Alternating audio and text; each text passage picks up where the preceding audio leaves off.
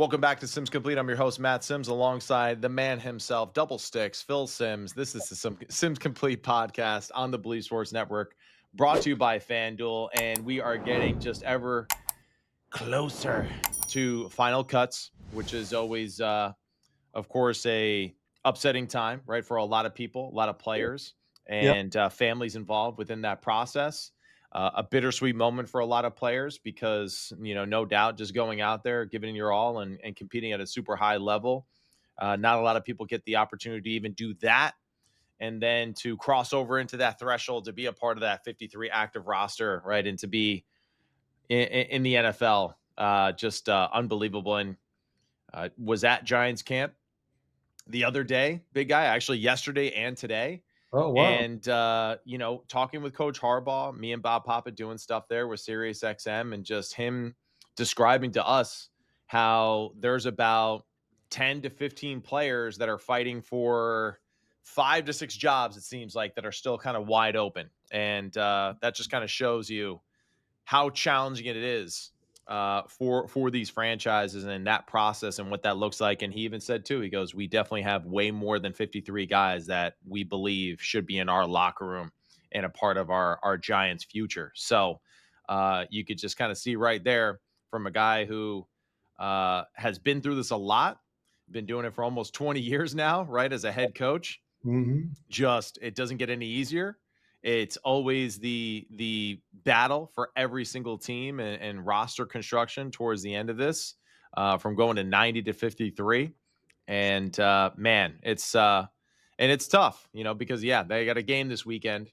The Giants played the Jets in the MetLife Battle of the Bridge type of football game that it is. It's not the Super Bowl anymore, I learned. Bob Yes. Pop educated me on that.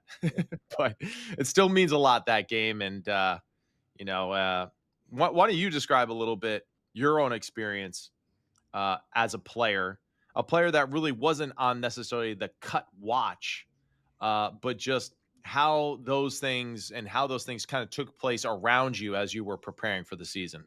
Yeah, I think first off, just what you were talking about with John Harbaugh. Can you imagine? First off, again, I do always feel sad for a lot of players, their families, and all that, Yeah. because it is a dream to play NFL football. And when it doesn't come through, it's tough. It takes a while to get over it for sure for everybody. And for John Harbaugh to say, which tells you about to all the fans, the Giants' depth on their football team is. I've been working on it all day today, going, dang, man, they got a lot of people that are playing well. And most of all, Matt, man, do they look like a Giant football team that you remember? Yeah. Yes. Yeah. Damn, they look, everybody's big. The Maui Noah, when he gets in his stance, he blocks out the sun. So, I mean, man, it's unbelievable. Yeah. So, but yeah, preseason football, we played a lot. I always played a lot in preseason football. But it was 4 games, so that gives extra time. And I would say I probably played 2.5 of those games easily, maybe even more. Yeah. It's just the way it was, starters playing. It was almost like, yeah. I don't remember anybody going, yeah, we're not going to play our starters back then. I don't remember that ever being said. So Hmm. it's a different world. Probably the best thing. These guys are so big, fast, and strong and tough, and everything else that you want to know about pro football players. Maybe they're doing the right thing. They cut it to 3, which I agree with. And, they're really making sure they can get their team to the starting gate and have Yeah. everybody healthy. That's what they want. And when you were, in the process of preseason, when it was a different construction to it, when you guys were playing significant amount of reps during the weekend practice, of course, having traditional two-a-days, but then also on the weekends playing like real football in that sense, right? There wasn't like, oh, it was a different kind of style of game. It was pretty aggressive. But what were conversations like with you and coaches as well, as that roster was being kind of finalized in those last few weeks? Like what were things that like Parcells would come to you and ask about, or that he found important to get your opinion on? Well, really, he wouldn't ask my opinion much about any of those things. He would sometimes go, "Are you happy with the way the offense is going?" Yeah. And he goes, "You're doing a pretty good job, Sims," and we would go through that a little bit. But he would ask me, I don't know how many times, but he says, "Do you want to play in that last game?" Which I've told the story many times, and I always said yes. And he goes, "Are you? He didn't say, 'Are you sure?'" And I said, "I just want to get in the huddle, call the play, get under the center, look out there, see the crowd, and let's make sure they only got 11 guys on defense instead of 13." Hmm. And because when you're young, you go over there and go, "Holy Christ, how many defenders they got over there?" It's really true. And Yeah. as you get older, you go, "Well, they might have 11, but 4 of them stink," whatever. Yeah. Right. It's just amazing how it just changed every year. You just confidence, experience, all those things kind of change how you look at all games, especially preseason games. Yeah. And for those conversations too, like with players that maybe felt like they were on the fringe, I mean, what were things that you would say to them, or what were questions that they would ask you in response to just the fact of like, hey Phil, what do I do here? What can I do to kind of earn my keep here in this spot? Well, I think they knew that where they were. The great thing about it was for the coaching staff we had. They let the players know where they kind of stood all the time. Yeah. And sometimes I would hear it and I go, "Wow, that was rough." Hmm. Tell them the truth. Like you're gonna, we got the ticket in the drawer and we don't want to give it to you, but you got to let it go and all this stuff. Hmm. A lot of players, not a lot, but a few players could pony up again and be tough and really be rough and all that and all the practices, even the practices, they want to see it. Yeah. And if you let up, which a couple did, they made the team and then they let up and they cut them. Mm. So once Coach Parcells and Dan Reese, they'd always say it. Once you make the team, don't relax. It's not over. Yeah. So that's tough. And I did see it happen to a few players. And it's like I say, guys that you are friends with, you respect, that they're doing everything and they did it the right way to be a pro football player, but it's not enough. Yeah. All these things that you know how to do, that's great. But are you good enough where they say, we got to keep you on the football team? Yeah, and it's something that I witnessed a few different times as well, and was definitely one of those players that knew when they were mentioning that in the team meeting of like, hey, just because you made the final cut or because you got added to the practice squad here in the first round of it, that's it. It's as good as this ticket's as good as it is for today, and that's about it, right? Like, and you gotta keep kind of going back to that ticket box, right? To just keep punching your ticket and saying, okay, this is still valid, it still works, and I'm Right. still accepted. But it is pretty surreal and just a great reminder of yes, you made it on final cut day, but that final cut day kind of keeps repeating itself over and over for the entire season. And I think that's something that people Yeah. occasionally miss out on and don't reflect on enough. Boy, that's a good point. You're right. It's there all year long. And you can be on that practice squad. I think it's 16 players now, right?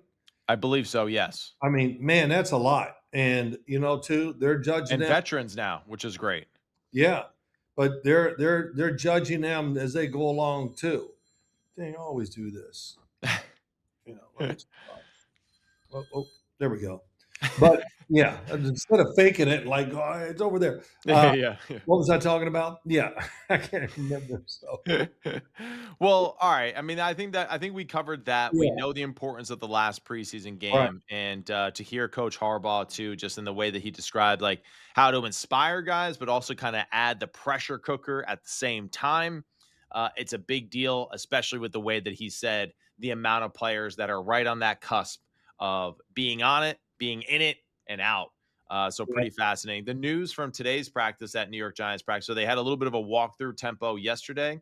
Today they went full pads in preparation for this weekend's game, and then tomorrow I think they go back to shells.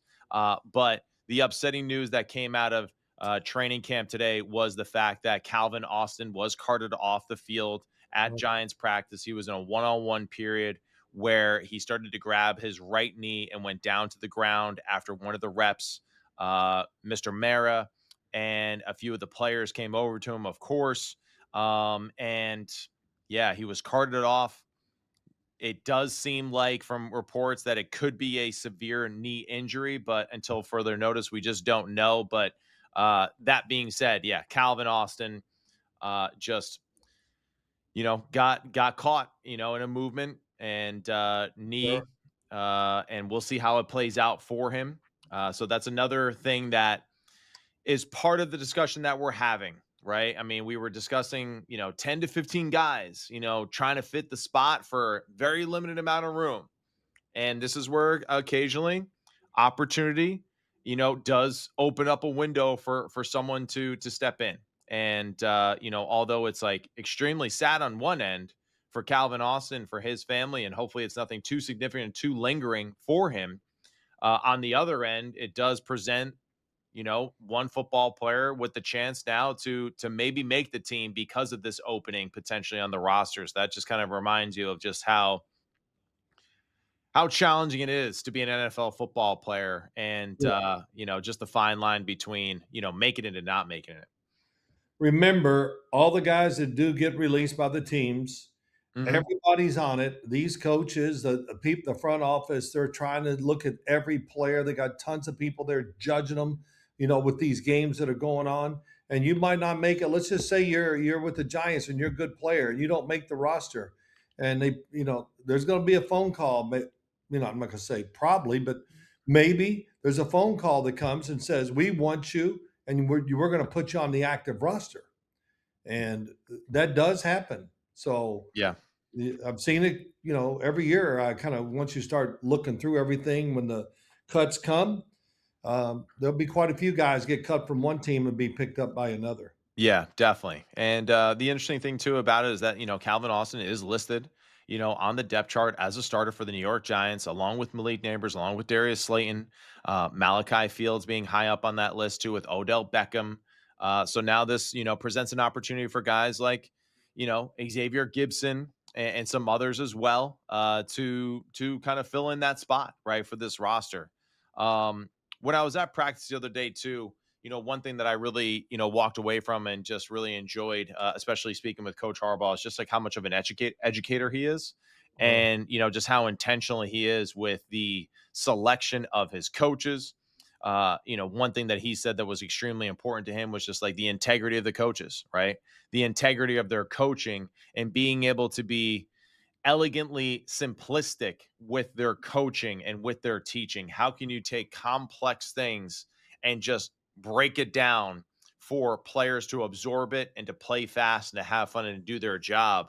And the way that he described it too was pretty cool, just to kind of see how much thought that he put into it, oh, sure. why it's important to him, and also too why he's had so much success over these past 2 decades essentially, being a head coach in this league. So what's your impressions from Coach Harbaugh and your limited amount of time that you had with him in preparation for these preseason Yeah. games? Well, I got one question about practice. Was Malik Neighbors out there in uniform running routes, or the Yeah, kid?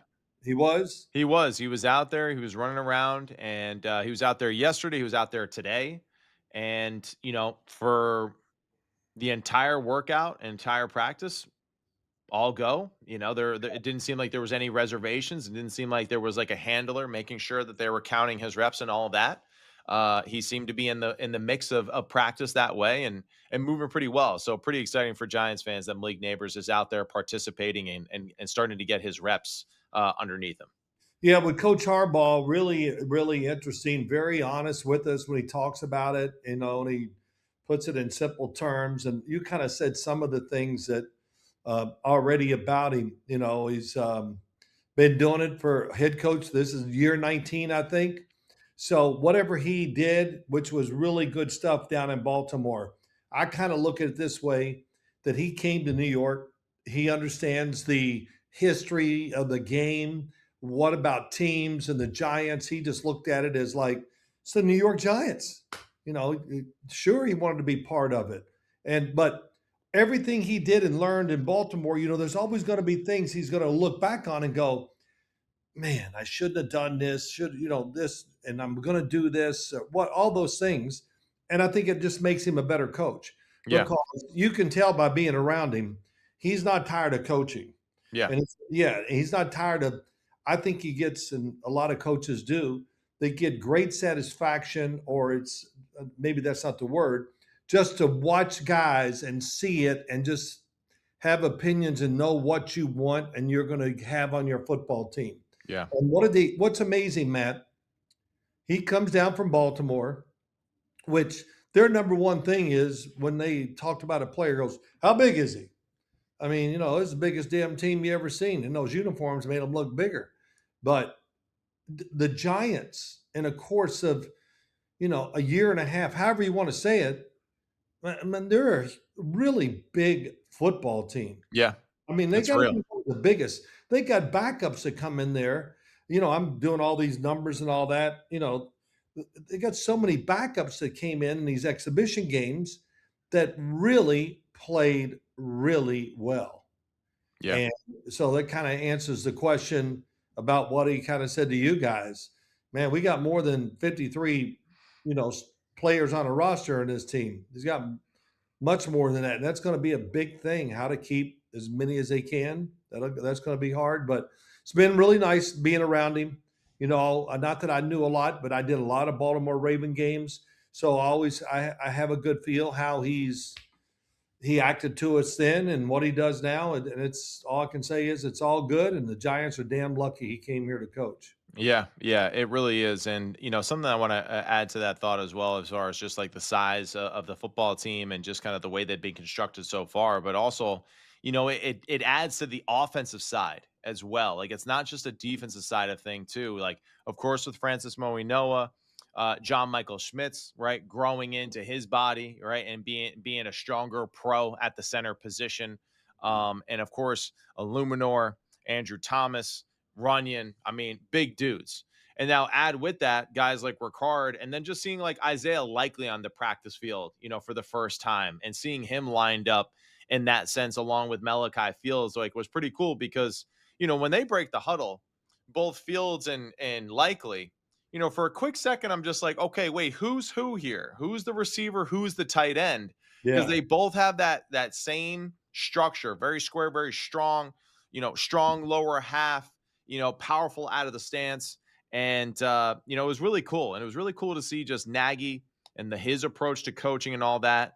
That was something that, to me, when it was first when it first happened, him being hired by the New York Giants, I was like, and I shared with you, I was like, I'm a little, wasn't sure. Right. I was like, I don't know if that was like the sexiest pick out of everything, especially after the hype of Harbaugh, but nothing could have fulfilled that in energy and enthusiasm of a John Harbaugh being selected as the head coach.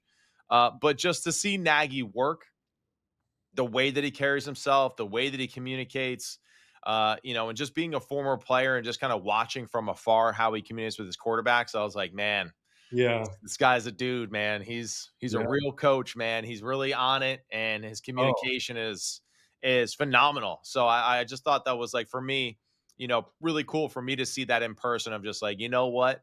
I may think as a fan one thing about Nagy, but after seeing the football man in person live, yeah. that was just my fandom just wrong. I was just flat out wrong, You did, and I enjoyed it. you did the right thing. And, during the telecast this last week, well, a couple of things. J.C. Davis, Yeah, rookie, played the yeah, whole game at left tackle and I thought he did a really good job. yeah. So there's just another one there. And it's Bob was teaching us, it's Matt Nagy. Nagy. Nagy, yeah. But it's always Nagy. been, you hear one telecast, Yeah. everybody had it two ways. And then we said, well, let's just clear it up. So Bob asked him and he told him, he goes, well, whatever, and told him why it's that way. And you're right. He played quarterback at Delaware, had great success, Arena Yeah. Football League. And like I made fun of it, not making fun, but just talking to everybody, man, he can still throw it. I Yeah, mean, right, for right. real. But yeah, that's a great addition just with what he's been through and who he is. And, he's just all in. Mhm. Not worried about becoming a head coach again. He's not. You can see it. And he's got Jackson Dart, and he's got a Yeah. lot of good players. This is not like a startup now anymore. Yeah. Good players where they can make this happen. And I saw him after the game in Miami, and he came running out. I said, "Hey, coach, good job." He goes, "Oh yeah." And then we talked for a few minutes, and he just kind of just said, "Yeah, I don't know. We might, like I think this is true with most teams. They start working on the schedule a little earlier than people think." Yeah. So that would be interesting if they are. He seemed pretty excited about everything. Yeah. But yeah, Giants, nothing but good stuff. Man, it's hard to, you always sometimes, even as a fan, but especially as a coach, we're looking for something that we can get on the team with here. You Yeah. can't just go in there and blow, what do they say? Throw bouquets at them. Oh, you guys are great. It Right. doesn't work that way. You know it. So, And another part too that I find interesting about this weekend's preseason game too is just the running back room currently as it stands, right, for the New York Giants because they did sign Najee Harris, and of course we know Cam Skattebo is on the roster, right? He's making the team, and really it's a big weekend for Tyrone Tracy, for Turbo, a guy that funny enough was like the leading rusher of the team a year ago, and here he is now 1 year later trying to find his way to make the roster after the signing of Najee Harris. So I find that interesting. And of course, like Harris isn't going to be ready week 1. He's coming off the Achilles. They know that he's not quite in game shape yet as far as what they would like to see from him. They want to shed a little bit more of that weight so he can get more in just like football running back shape. right. But that being said, there still seems to be a little bit of a battle at that running back position. And now with the injury to Calvin Austin, there's probably going to be another spot open, for potentially that first rack of receivers before it kind of gets to that receiver special teams label. So, it's interesting too. And now Najee as well goes right into the same category as the rest of the team. What are his qualities, Phil? Well, he's super big, and he's Mhm. super strong, and he plays with power. So he just fits the mold of just what they're trying to construct here right now. Well, yeah, the offensive line has definitely changed. I look at it differently than I did before. And of course, every Yeah. team in the NFL wants to run the ball, Right. but really, how much do you want to put into it to run the ball? The Giants are dedicating themselves to that. And when you watch the game, all you got to do is watch the running backs too. The running backs, they're plowing it in there full speed. There's never like, oh, let me dance a little in the hole. Yeah. They're not doing that. Yeah. Yeah. And I mean, I'm up in a booth, 8 miles away from the field, and you could hear the hitting sometimes. Right. You're right. This Najee Harris, they just gave all these running backs a little more energy that, like, hey, if there's not a hole there, I'm going to create one. And so that's really going to be interesting. Giant running backs, though, are doing, and they got a lot of guys there that are capable of making the team. Yeah. But they are doing what they're supposed to do for most of the time. But in the running department, they are running extremely hard. Yeah. And I I don't know, is that a stat? Missed tackles, broken tackles? Probably not. Of course. Yeah. Yeah. Forced So missed tackles. Yeah. yeah, well, they got quite a few there that they created with the Miami Dolphins. Yeah. No doubt. No Yeah. doubt. I actually kind of felt bad for the Dolphins. They just, hey, it's not good. They had 13 draft picks.